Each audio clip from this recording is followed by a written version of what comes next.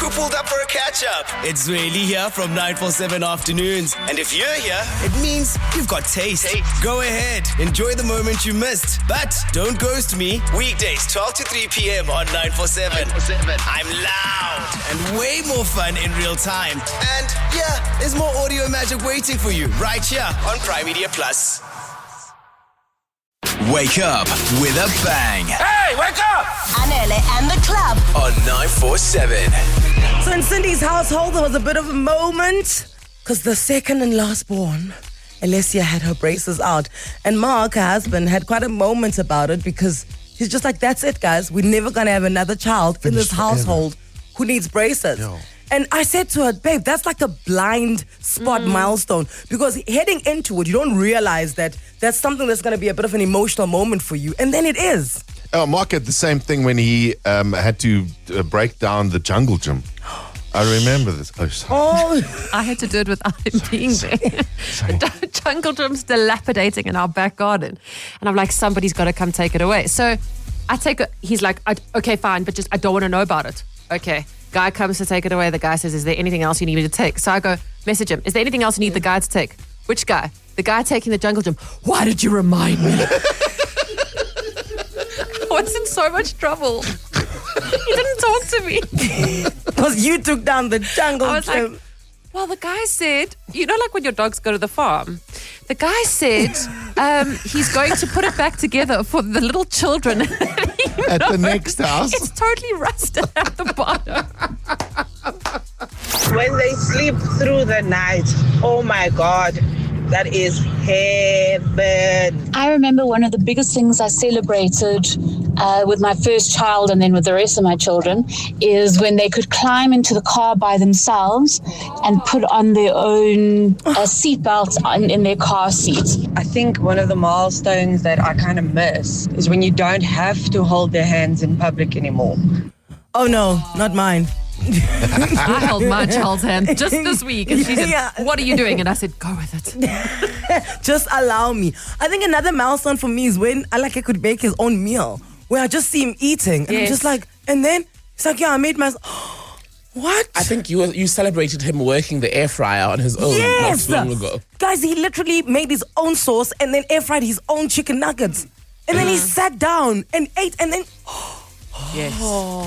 We don't need you, Mom. Dude, I was just like, you're just like a teenager now and you're only 10. Andrea, you in Rudaput. Good morning. Give us the blind spot milestones in your life. Morning, Anele and the team. Morning.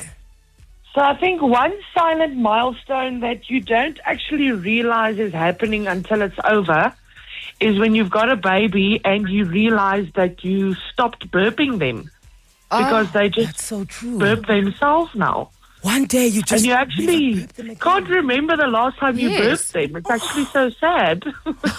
I'm a little sad now because it's such a cute moment because they're just lying on your chest and they're relying on you and then you're just like patting. Then you get the little... and it's like such a moment for you because burping a child here, it doesn't matter. You can do it 3 times a day every time you celebrate. Depending on the Exactly. child, can take like an hour. Right? Yeah. I don't think people realize. And can I tell you, it's because that...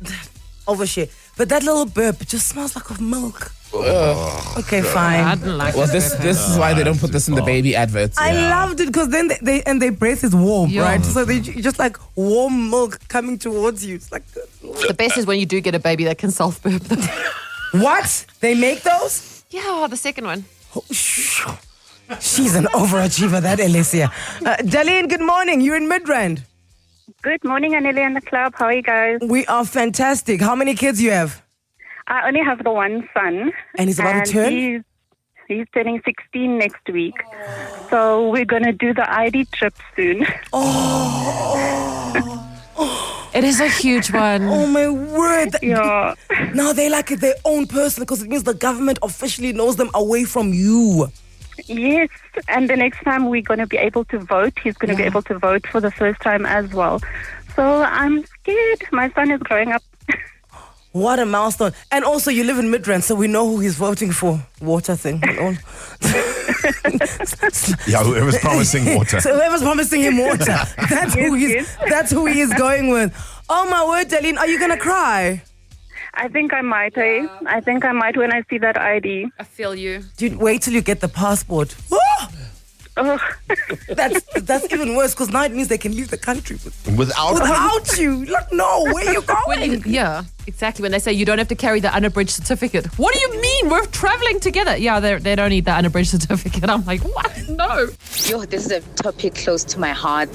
So, my little one, well, not so little anymore, she took the Gautrain for the first time when she started uni, which is this year. I was so proud. I definitely miss reading bedtime stories to my eldest. My youngest still allows me to read her bedtime stories. When I had to make away with nappies, I went to go buy some underwear at Willie's, and I was standing there looking at the underwear and crying because no more baby. One of my saddest milestones was when my children could bath themselves and they wouldn't need help washing their hair. They would just hop into the shower and do it themselves. That was a tough one. Because one moment, every potty change requires a nappy, baby powder, Vaseline, bum cream, and even the smell just engulfs your household.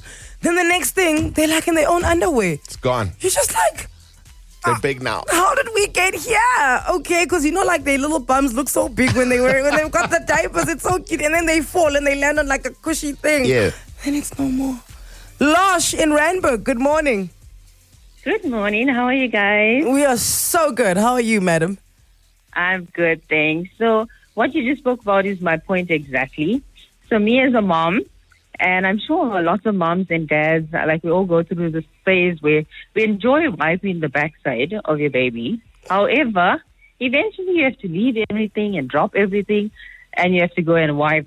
So I think the milestone is when they're able to wipe.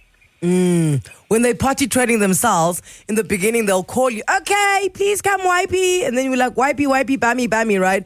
But then one moment happens and they go to the bathroom and they come back with... And you're like, yes, you're like, finally. And? Who wiped your bum? No, I did it myself. Like, no.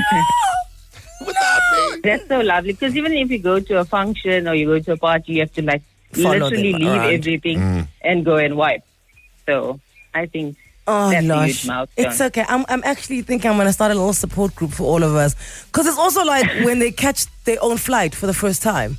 Catch their own flight? Yes, but okay, they are an unaccompanied minor. Yes, okay. But still, it's a very big deal. I think it's doing any kind of travel on their own. On their own. Right. You've sent them with someone or the first school trip, but you know that you're not going to be there while they're doing this travel. I won't lie, I did have a little moment because Alaki went on his first camp this year, grade 4. Yes. I was just like, oh my word.